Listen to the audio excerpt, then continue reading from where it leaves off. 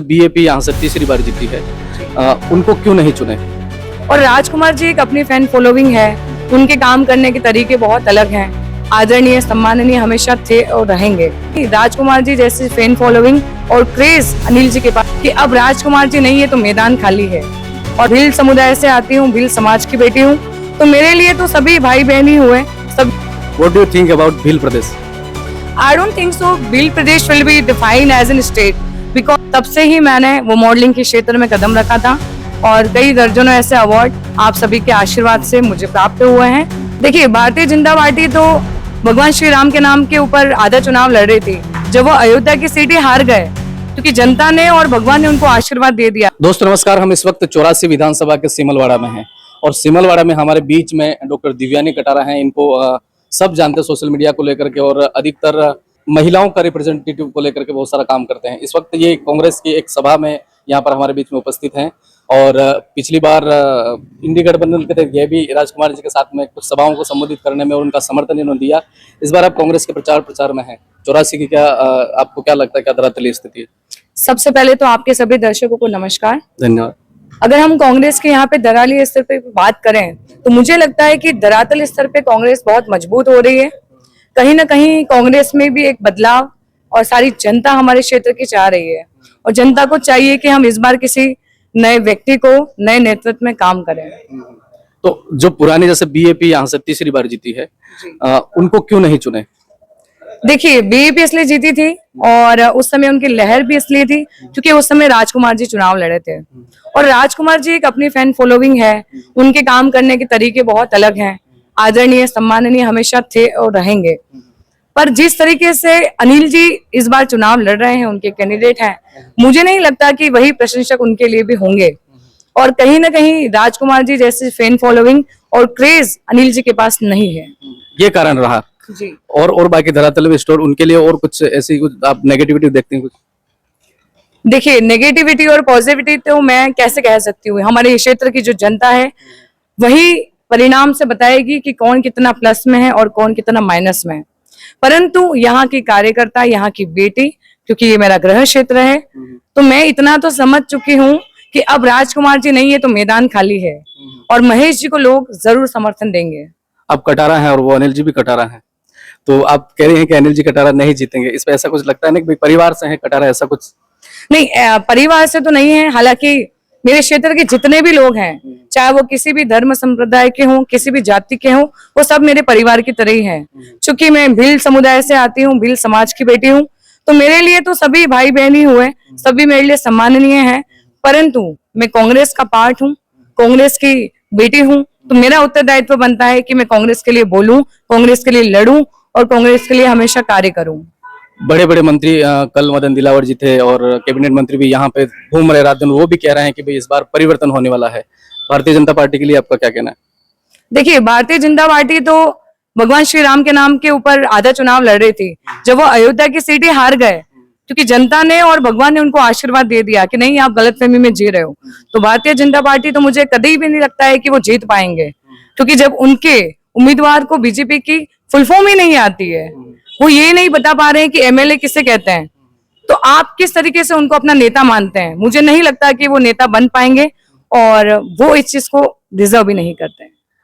आपकी तरफ से क्या मैसेज इस चुनाव को लेकर? देखिए, मेरे क्षेत्र के सभी जनता से, सभी क्षेत्र वासियों से मैं हाथ जोड़ के यही निवेदन करती हूँ कि आप इस बार कांग्रेस को चुने, क्योंकि भारत देश हमारी कांग्रेस पार्टी की वजह से आजाद हुआ है। रही बात बीएपी की लहर की, बीएपी पार्टी की, तो कहीं ना कहीं मैं मानती हूँ कि जितनी बार भी बीएपी पार्टी जीती, उन्होंने समर्थन तो हमारी कांग्रेस को ही दिया है। तो एक सब्स्टिट्यूट को लेकर हम चल रहे हैं कि हाँ, काइंड ऑफ हमारे कांग्रेस का ही वो पार्ट है। परंतु इस बार 84 की जनता को नया विकल्प देखना चाहिए और कहीं ना कहीं महेश जी रोड के ऊपर आप वो विश्वास जताएं ताकि वो आप सभी के लिए और हम सभी के लिए दिल खोल के कार्य करें। एक कॉमन डिमांड है, what do you think about Bhil Pradesh? I don't think so. Bhil Pradesh will be defined as a state because as per Constitution of our India, किसी भी जाति, किसी भी धर्म के नाम से तो आप कोई भी राज्य, कोई भी प्रदेश बना ही नहीं सकते हो।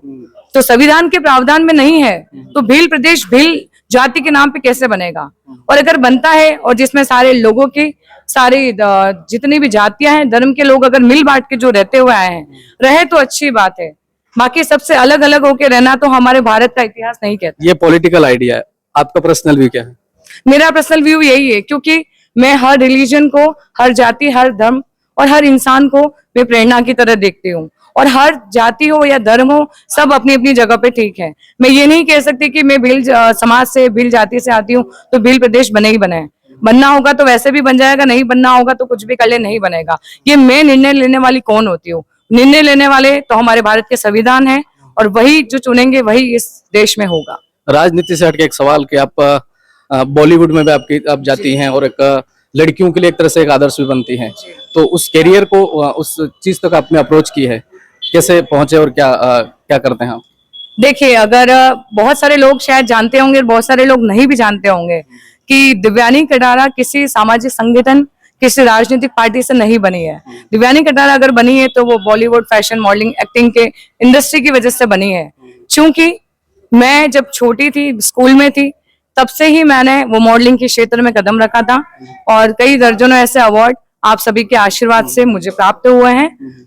तो मुझे लगता है कि जब आप अपनी तरफ से, अपने क्षेत्र के लोगों के लिए या अपनी मेहनत से अपने फील्ड में अगर मुकाम पाते हो, तो वो एक तरीके से कहीं ना कहीं अपने समाज का नाम रोशन कहना ही कहलाता है। क्योंकि समाज का नाम रोशन हमेशा नेता बनने से या किसी अधिकारी बनने से नहीं होता है। आप अपने क्षेत्र में किस तरीके से अपना नाम रोशन कर रहे हो, अपने समाज को देश के ऊपर, अंतर्राष्ट्रीय स्तर के ऊपर कितना आगे ले जा रहे हो, वो भी अपने आप में नाम रोशन करना कहलाता है। एक लड़की, और वो भी आदिवासी, और वो भी नेशनल इंटरनेशनल लेवल तक रिप्रेजेंट करती है, कुछ विरोध हुए?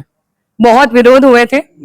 मैं 11th क्लास से मॉडलिंग की दुनिया में मैंने कदम रखा था, और कुछ सालों पहले जब कांग्रेस की सरकार बनी, मुझे अवार्ड्स वगैरह मिले, आदरणीय सीएम साहब ने मुझे सम्मानित किया, तब मैं आई। और मैं अभी भी अपने आप को नेता नहीं कहती हूँ, क्योंकि मैं नेता नहीं हूँ।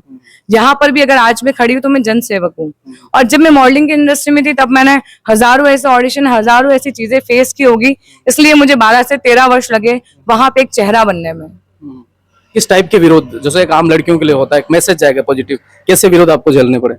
देखिए, एक बेटी होने के नाते, एक महिला होने के नाते, जितनी भी बच्चियां जो इस वीडियो को देख रही है, मैं उनको बोलना चाहूंगी कि कोई फर्क नहीं पड़ता है कि आप कहाँ से आते हो, आप क्या हो क्या नहीं।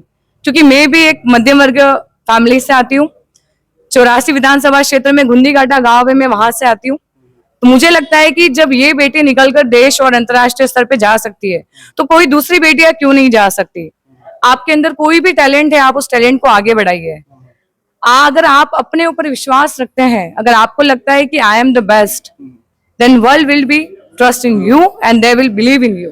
Thank you. क्या लड़कियों के लिए लास्ट मैसेज, क्या करना चाहिए आगे बढ़ने के लिए? आगे बढ़ने के लिए देखो, सबसे पहले तो अगर आपका वो जज्बा है, वो जुनून है, चाहे वो किसी भी क्षेत्र में हो, तो कोई भी इंसान आपको पीछे नहीं कर सकता है। क्योंकि एक बेटी ने अगर सोच लिया कि मैं अबला हूं, तो कोई भी बेटी अबला तो हो ही नहीं सकती। क्योंकि हम बेटियों को देवी के रूप में पूजते हैं।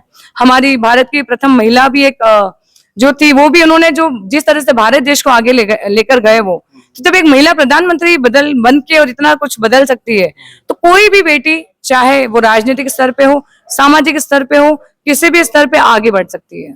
बहुत बहुत धन्यवाद दर्शकों। तो ये थे हमारे बीच में डॉक्टर दिव्यानी जी कटारा, जो बॉलीवुड में, जैसा इन्होंने बताया, पहले से ये बहुत एक्टिव हैं और कई जगह सामाजिक संगठनों में, एनजीओस में और तमाम प्रकार के काम को लेकर के हमेशा एक्टिव रहती हैं। और कई बार ये भी सोशल मीडिया पर किसी चीज को लेकर के विवादों में भी रहती हैं।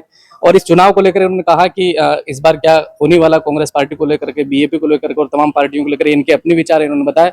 और आप इस बात को लेकर के आप क्या विचार रखते हैं? आपके कुछ और सवाल हो तो बताइएगा, अगली बार हम जरूर इनसे मिल करके पूछने की कोशिश करेंगे। और चैनल पर नए हैं तो चैनल को सब्सक्राइब करें। बहुत बहुत धन्यवाद। Thank you.